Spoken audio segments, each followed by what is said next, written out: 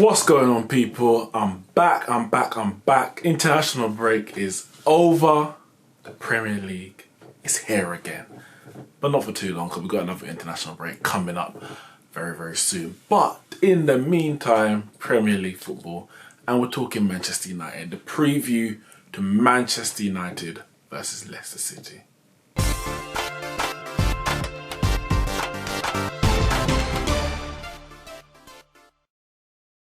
Listen, it's been a tough time being a United fan the last, for a good number of years now. But this season, it's been very much up and down. Season started 4-0. Actually, let's say before the season, pre-season, was it a good transfer window? Was it a bad transfer window? Some very good signings, lack of signings elsewhere. Go into the season, a lot of nerves around the club because of the transfer window.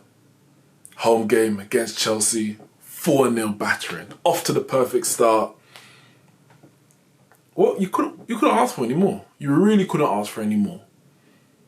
Next game, away at Wolves. Always going to be a tough game.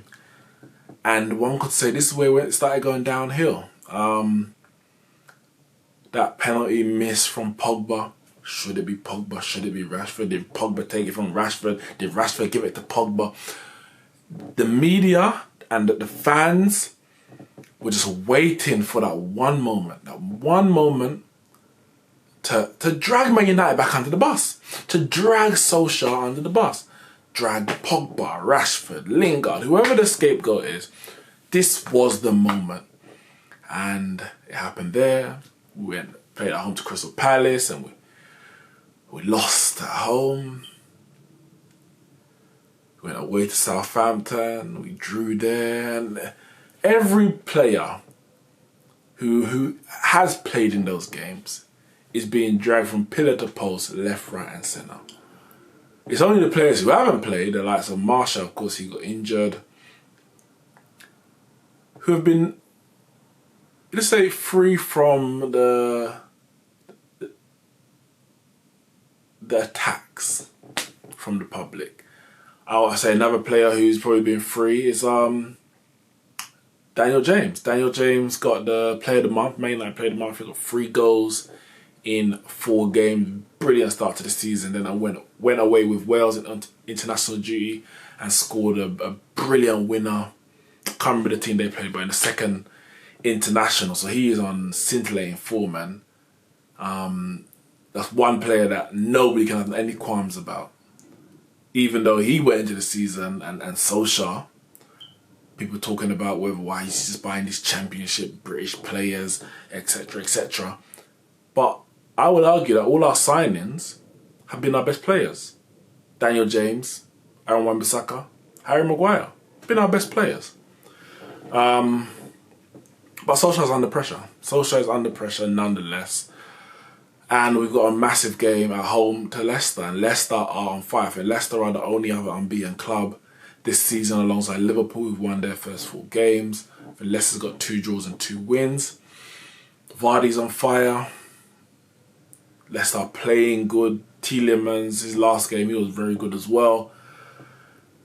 It is going to be one tough game. And I was worried before the international break, straight after the Southampton game. I'm even a bit more worried now. Injury news. Martial's a doubt. Obviously, I'm doing this before Solskjaer has had his press conference, but Martial's a doubt.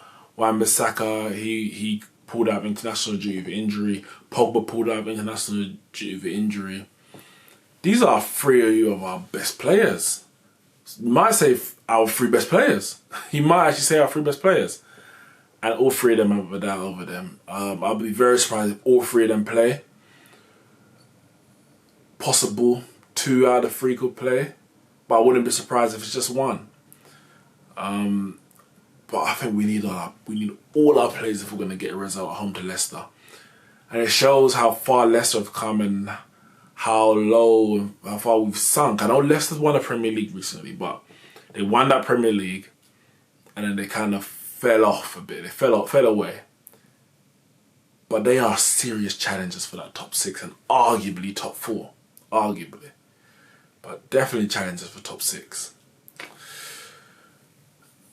If we don't have those 3 players, and even if we did, but if we don't have those 3 players, we're not winning that game. We're not winning. If we do, we might win. We might. That is how good Leicester are and how poor we are right now. Confidence is going to be low among the players. Rashford was... Southgate trusted him in the first international against Bulgaria, played him. First half, he wasn't that good. Kind of flitted in and out, couple neat touches here, but he seemed a bit scared. You know, when you're off form, you don't take the risks that you usually do. You don't drive at a player, drive at your player, your man, because you might be scared of losing the ball and etc. etc. And he just seemed to do everything very simple. He got the ball and gave it off. Got the ball, gave it off. There was no attacking impetus, and maybe Southgate had a word with him at half time, because in the second half he came out like a man possessed, a man with a point to prove, and he won the penalty, affected the third goal. It was his driving run, passed it into Harry Kane, who squared it for Sterling. Then he didn't start the second game, and people, of course, Sancho, Sterling, Kane, that is England's best front three. Apparently Southgate's already said that his front three is Rashford, Sterling and Kane, so at least he's getting that trust from his international manager. But the question is, should he start for Man United? If Martial's fit, Greenwood, Daniel James, you can't drop James. And for me, Martial has to start. He's our best striker. But for me, Rashford has to start. Now, Greenwood for me is a good backup, and for me, he should be backup for the number 9 position, or backup for anywhere across the front three, but backup nonetheless. So if the number 9 is unfit or dropped for any reason, Greenwood should slot right in there. Rashford and Daniel James in the wide positions, but flexible. I like how we played against Chelsea in the first game. Obviously, Daniel James was off the bench, but Lingard has no place in the starting 11. Some would argue he has no place in Man United. I'm not going to go that far, but he has no place in the starting 11. He's not one of our best. He's not one of our best front three, and he's not even backup for me in that front three. He has his uses, but ultimately his attacking output hasn't been good enough in the last year. He has no place in the starting 11. So I don't want to see him on Saturday starting. Granted, injuries may permit that he has to start. But if I'm correct, for me, he wouldn't start anyway, because if Martial's out, Dan James, Rashford and Greenwood have to start. If Martial's back, then of course Lingard has no place. So we'll have to see what happens in terms of those players coming back from injury. But for me, Rashford definitely has to start. He's one of our best players. No matter what you think about him, whether you think that he's overrated or he's not going to be as good as you first thought, or he's never going to be world class, he's one of our best players. It might say more about the quality of our squad than it does Rashford, but I don't think so. I think Rashford is a very talented young player. He's 21 years old. He came on the scene in a blaze of fire, and people have risen their expectations so high because of how he came on, and forget that he's 21. People say, look how Sterling's developed under Pep. Sterling's 24? He's 3 years older. When Sterling was 21, and when Sterling made that move, actually after that first season at Liverpool where him, Sturridge and Suarez were tearing it up, he had a poor second season. Now, obviously, he was playing in different positions, and Rashford's been victim of that, being played in different positions, different styles, of course, with 2 different managers in the last couple of years, 3 different managers in his time at the club. So he's had that issues as well. But Sterling's only come into his own in the last 2 years, and he's 3 years older. So it's an unfair comparison. Rashford's getting compared with people who, at the same age, hadn't done what he done. So I think it's very harsh. Rashford is one of our best players, and Rashford has to start. He's got massive improving to do, and I think, as I said, Martial's our best striker, Greenwood's our best finisher, Rashford, especially one-on-one, I've said it from a long time anyway, it's not even a bandwagon. When it comes to one-on-one, Rashford doesn't fill me with confidence, but as a forward, he offers a lot with his dribbling, his pace, cutting in from the left. Obviously, that's where he wants to play, but running and driving at his man. As a number 9, of course, if he's playing on the shoulder, it's all right, but back to goal, that's not going to work. His link play isn't that. But as a forward, I rate him very highly. I think he's got much potential. Another big question is about where Paul Pogba plays, and it's weird because when Paul Pogba came into when Solskjaer came in as interim manager, Pogba was freed. Pogba was allowed to go forward and really play behind the striker, and his output showed that this is what he likes to do. We've started this season, and I don't know if it's because of the lack of personnel in certain positions or etc., but Pogba's been playing deep lying playmaker, defensive midfielder, whatever you want to call it, but in a 2 in front of the back 4. Pogba can do the job, but he doesn't get the best out of Pogba. And he ain't the best in the world at that job, so you're going to see certain frailties there because it's not his best position. Now, I don't know if he's playing there because of, Matic isn't in favour. Fred, I don't know what's happening with him. Is he even fit? I don't know what's going on. And he's playing alongside McTominay. We saw in the Southampton game when it went out to 10 men, he brought on Matic and he put Pogba in a number 10 position. The problem is we want Pogba to play in number 10 position, but have we got the personnel to cover him behind? Nobody wants to see Matic. So that only already leaves Fred. We didn't replace Herrera, so it already only leaves Fred to fill in that position. Now, I said at the start of the season, for me, McTominay and Fred, I want to see them there and allow Pogba to go forward. But if Fred's not fit, do you bring back Matic to get the best out of Pogba? It's a tough one. It really is. But the fact that we strengthen our defence, you would hope that the likes of Maguire and Wan-Bissaka and, forming that partnership alongside Lindelof would be able to cover any frailties that Matic may have. Matic ain't getting any older, he ain't getting any better.